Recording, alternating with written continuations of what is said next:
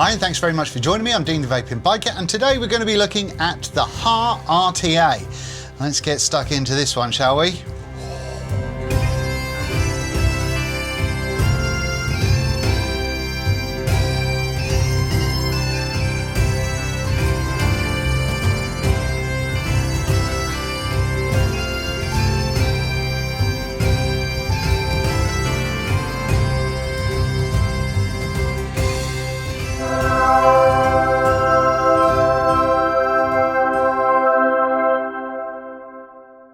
I hope you appreciate that intro. It was jolly good fun to make. Now, this one was sent on to me from Vaperbay.co.uk over in the UK. I believe they've still got stock. They're coming in at around about 80 quid. And then if you want the big window kit, that's coming in at an extra 15. But let's just have a little vape before we go anywhere, shall we? Okay, so this is made by Mark from Todd's Reviews, as well as Van and Dell. I've not had any of their products before, so it's pretty interesting to have a play around with this one. This was, however, sent to me from Vaperbay.co.uk rather than Mark or anybody else. So thanks very much to Vaperbay for allowing me to review this one. Now, this one has been an interesting tank for me. As you'll notice, this year I have been looking at a few more tanks here and there, and certainly more than I have done in the past, and I've been reasonably enjoying it at the same time. Now then, this tank has been interesting for me mainly because it's not been something that I just put through a build in and then it worked flawlessly. As my patrons will tell you, I was building this live pretty much every day for a build a day for a couple of weeks. And I was trying to really nail in how it worked best, how it worked well for me, because quite frankly, to start with, I didn't get a good experience. I didn't get great flavor. I didn't have a good experience all round when it came to wicking and all that sort of good stuff. However, there is certain tricks to it, and there are certain ways that you can make it better. Now, I have found a way to enjoy the hell out of this tank, and I do very, very much enjoy it. Does this give you a better vape than a bunch of other tanks out there? No, it doesn't. It's a tank at the end of the day, and I've said before that I think we are at a sort of a pinnacle when it comes to flavour that we're going to get from RTAs and RDAs now, and unless something's particularly poor, you're going to get a reasonable flavour from it. Now then, just going to have another vape and then we'll get stuck into my thoughts.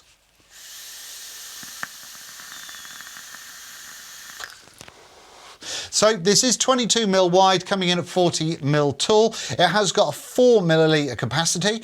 Now this is the big window kit that I'm using on here at the moment. However, the regular kit, which is coming in at around about 80 quid from Vaperbay. This is also the DLC version, and DLC stands for Diamond Light Coating. I certainly did not know that going into the this review. However, yeah, Diamond Light Coating, that's what DLC is all about, apparently. Now then, you do have a bunch of different airflow options with this one. However, I'm going to come straight out and say I do not believe, even though you get a mouth-to-lung tiny hold drip tip with this, this is a mouth-to-lung device. I think the chamber on the inside is too big. I think the fact that the air is coming in from the side as opposed to underneath stops this from being a true tight mouth-to-lung device. However, a loose mouth-to-lung / restricted lung is where this one stands, in my opinion. And I think for that, it's working really rather well. Now, I also believe that this is a tinkerer's tank. So this is a tank for the hobbyist. This isn't something that you can just easily throw anything in and it'll just work wonderfully. And that's primarily because we've got a gravity-fed wicking system. So the juice sits in the tank at the top and then it drips down onto your wick. Now, when it comes to that, I'll show you what I'm doing on my build on this one, and then you can, I'll try and talk you through how I've done it. Having a look at the boxes, nothing overly special. They're nice and sort of a woven look to them with silver logos. Once we do open those up, however, we will get to see that we've got spares with O-rings, grub screws, Allen key, and all that sort of good stuff. Then we've got the tank itself with the wide drip tip installed and the mouth to lung on the side. Looking at the drip tip, it is a two-piece drip tip. This is the wider bore one, and it screws nice and easily into the 510 piece. This is a regular 510 size, and so as long as your 510s aren't too long, they'll fit wonderfully. Once we move away from that, then we're looking at the business end, and this is where the deck goes into directly. Now you can see that these are juice flow holes along the top there. Underneath you can see where that juice comes directly onto your wick. We've got a little locking mechanism going on here, and this is the actual juice flow control section. You can see the nubbin on the outside fits onto the nubbin on the inside of the main barrel port, and that means that you can just twist that nice and easily and smoothly to adjust your juice flow control. So that's how the juice flow control works. Now then, when it comes to the top section, it's just got the O-ring and threading on the bottom there, and at the top you will see that we've got some nice size sort of kidney fill holes, although not all bottles will fit in. The window is press fit, and then the bottom section of the tank screws into the chimney to hold everything together.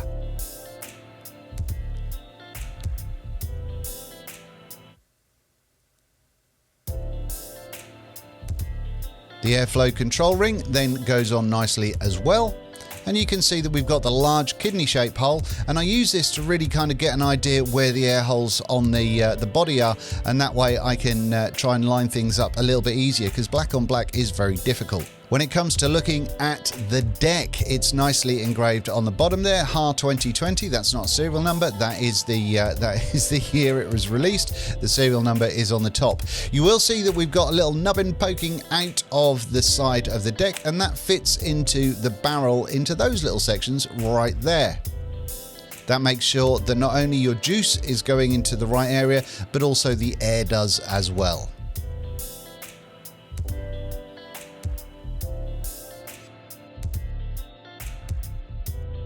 Then we just screw on the retaining screw or the retaining ring at the bottom, and away you go. Sticking on the top cap, lots of threads. This is there to make sure that we don't get any, or reduce the chances of juice leakage, and I'll talk about that in a moment. But the 510 then goes on top of there, and there we have it. A nice simple looking tank.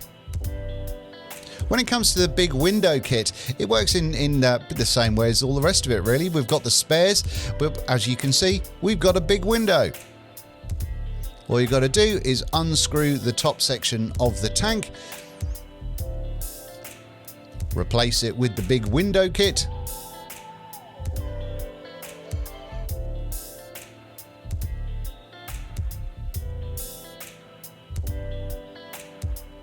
and boom, broccoli jokes aside, I think it's a really good looking tank.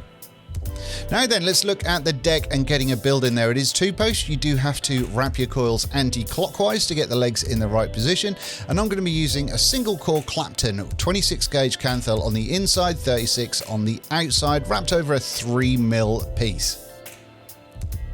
You do have to hold your legs in place, as there's no little stops to make sure they don't fly out. But once you're in there, it's and press down to those little holes in the side of the deck there, job's a good one. Now, if you're using a 3mm coil, I would press that down a little bit further. However, if you are using a 2.5mm, it should be pretty good where it is. It probably would look better in focus. Trimming off the legs, you need to trim them nice and close. And bosh, there we go, a coil in a deck. You want that airflow to be hitting the sort of the bottom section of the coil ideally. Then don't forget to make sure that you glow your coils, give them a little bit of a stroke to make sure that they're burning nice and evenly, and away you go. Now, I don't put too much power through coils at this stage, just because I don't want to burn out particularly the thinner wire. You can see this is coming out at 0.88. I'm going to be using Cloud 9 cotton, also available at Vaperbay. Now with this, you do want to use a little bit longer wicking legs than you might imagine, and that's because we need a little kind of arch system going on. However, especially if you're using a 3mm coil, you don't want that wick to be too dense, so give it a little bit of a thinning out before you get it in place.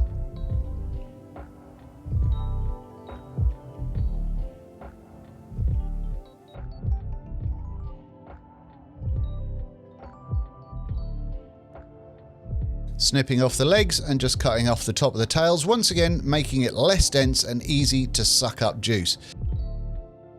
When getting the cotton in place, try not to condense it too much and just give it a little poking so we've got a couple of arches of cotton poking out the top. Essentially, what this boils down to is, obviously you don't want a coil a coil that's too massive. I wouldn't go any larger than a 3mm ID on this one. And if you do use a 3mm, once you pop it down into the deck, into the little wick bar holes or little grooves in the side, if it's 3mm, just pop it down a little tiny bit further. If you're 2.5mm, then it should be good to go as is. Now then, when it comes to the wicking, and this is the most, or one of the most important aspects of this, you do want to have a little arch. You want a little puffiness coming up at the top there. However, especially if you're using a 3mm wick, you don't want to be having that cotton too dense. Because it's gravity fed, the top section is going to basically sit on top of that wick. If it's too dense, it's not going to be able to suck up the juice because it's coming down onto it. If you have a little bit of a thin out with it, if you tickle the wick a little bit and thin it out a little bit with a little screwdriver or something, that allows that wick to be able to absorb the juice a lot easier, in my opinion. Now then, it does have quite a heavy set juice well, so there's quite a lot of space in there, so you can have a little bit more length on your wicks than you might immediately think of, and that's perfectly fine because once again, it's giving us that little the little whoop coming out of the coil, and that works well in this tank. If you don't have that, and it's just you've just got the wick is flat and too far underneath where the juice comes through, you're in a quite a significant area of probably of overjuicing and then overfilling the inside of the tank, because having that wick touching where the juice comes through, it certainly means that it'll basically take what it needs, which is very, very cool. Now, this is the first gravity fed tank I've had for quite some time. I haven't had good experiences in the past. Now, I do think that the first 2 weeks spent with this tank, where I was putting in so many different builds, so many different wicking ways, was a strong learning point for me. It was certainly something where I got to feel what was best, so I don't get dry hits, so I don't overjuice, and that's why I'm telling you my experiences, because I think you do have to tinker with this. You do have to play about with it to get it exactly how you want it. Once it is there though, it's very, very good.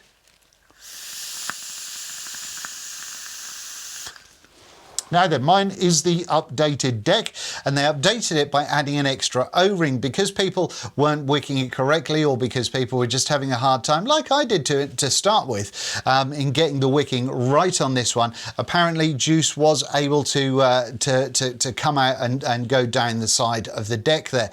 They've changed that now by having the O-ring in there, so that's helpful. It gives you a little bit more of a safety net, and I must admit, other than maybe 1 or 2 builds, I've not had any overjuicing or any leaking coming from this tank. One other thing that I should absolutely mention is, personally, I find, and it might just be because my house is really cold quite a lot this time of year, but for this time of year, this works really, really well for a 60 VG, 40 PG mix. And yes, you can go thicker. I have gone through with a 70-30, but I wouldn't go any thicker than that, particularly if you're in a reasonably chilly area where the VG makes your juice nice and thick.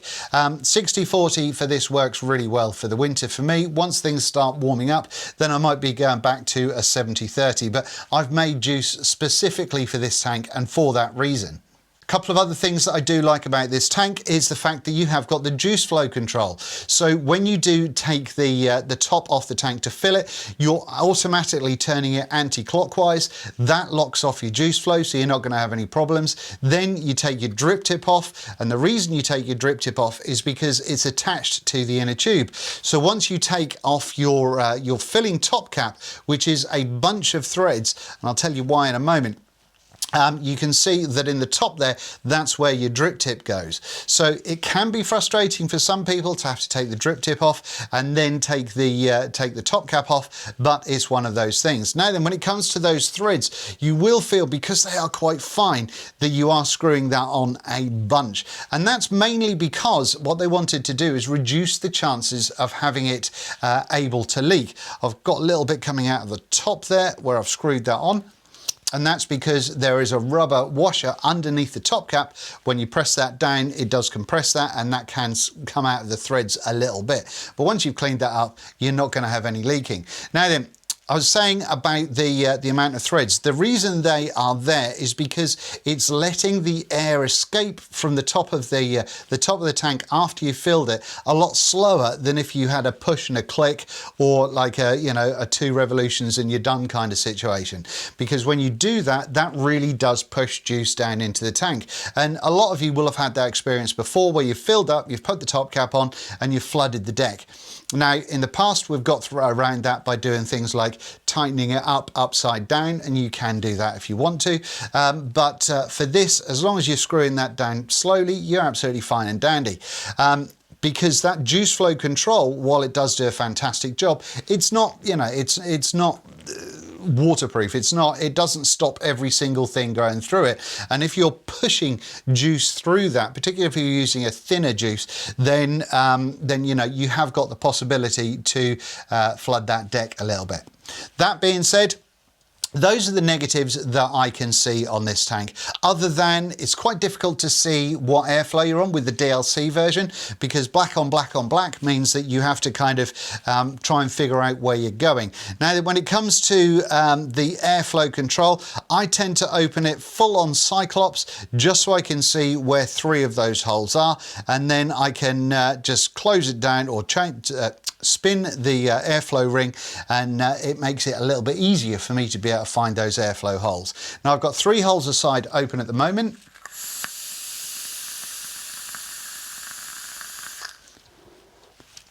And that's doing a fine job. The airflow is very, very smooth. There's no turbulence in this whatsoever, which I think is absolutely superb.